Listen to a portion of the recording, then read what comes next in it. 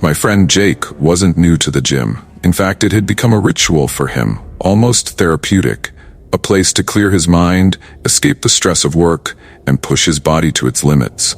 But after his promotion came with a brutal shift change, he was forced to seek out new gyms with later hours. He'd never liked working out late at night, but it was his only option. That's when he discovered The Forge, a 24-hour gym tucked away in the industrial part of town. It wasn't listed anywhere online. No website, no reviews, no Instagram posts.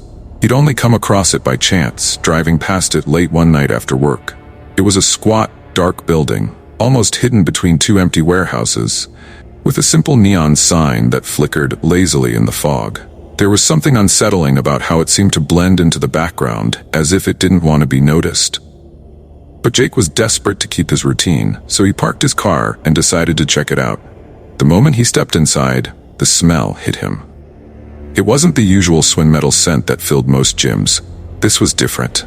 Stale, damp, and something else. Something like old blood.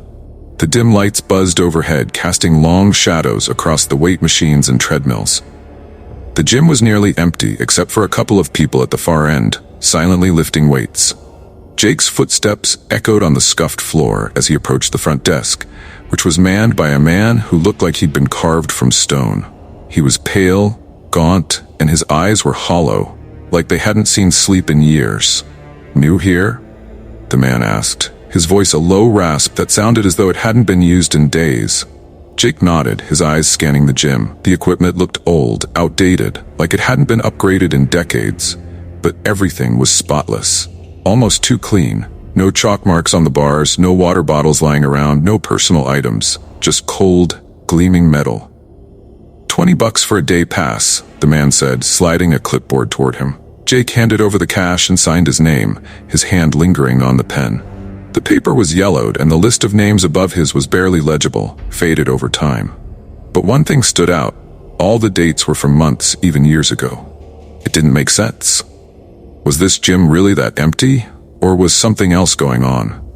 He shrugged it off and headed toward the free weights, chalking it up to being a hidden gem, something undiscovered by the fitness community.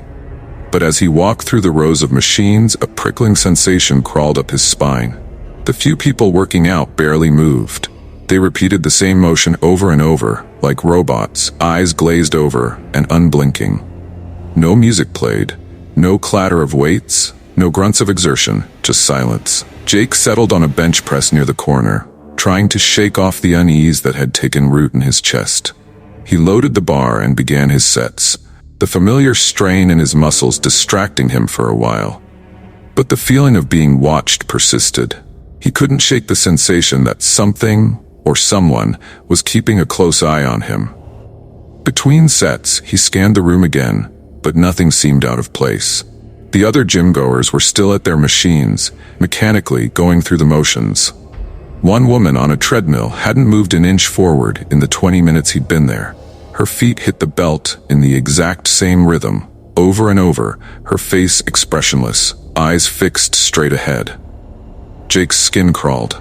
He decided to ignore it. Weird people worked out at night. Maybe they were on something to keep them going. He chalked it up to exhaustion, wiped down the bench, and moved to the squat rack. That's when he heard it. A whisper. At first it was so faint he thought he imagined it, just the creak of the old building settling. But then it came again, clearer this time. A low, rasping voice, like wind scraping through cracked windows. "You shouldn't be here." Jake froze, his hands gripping the barbell. He glanced around, but no one was near him. The man at the desk stared at his screen, motionless. The others continued their repetitive motions, oblivious to everything around them. The whisper came again, louder now, chilling the air around him. "Leave, before it's too late." A cold sweat broke out across Jake's back. He looked into the mirrors lining the wall, searching for the source of the voice, but all he saw was his own reflection, pale and wide-eyed. The fluorescent lights overhead flickered, casting long, distorted shadows that seemed to twist and bend unnaturally. He tried to shake it off, but the whispering continued, now coming from different directions, as though the walls themselves were speaking to him. You'll never get out. Once it takes you. Jake's breathing quickened. He racked the barbell, his hands trembling, and quickly grabbed his towel. He needed to leave, now. Whatever was happening here wasn't normal. This place, this gym, was wrong. As he made his way to the exit, he felt eyes on him. The other members, once mechanical in their movements, had stopped. They were all staring at him now. Blank faces, but eyes that burned with something dark, something hungry. Jake's heart pounded in his chest as he quickened his pace, nearly running toward the door. But when he reached it, the handle wouldn't budge. He yanked it again, harder this time, but it stayed locked. Panic set in as the whispers grew louder, more insistent. You can't leave. You're part of it now. Jake slammed his fist against the door, his knuckles white with effort.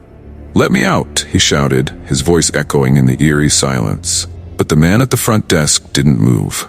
He just stared, his eyes glazed over, as though Jake wasn't even there. Behind him, the gym-goers began to move again, but this time it wasn't their usual robotic motions. They were walking toward him.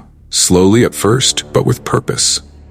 Their faces twisted into grotesque smiles, their bodies contorting unnaturally as they closed in.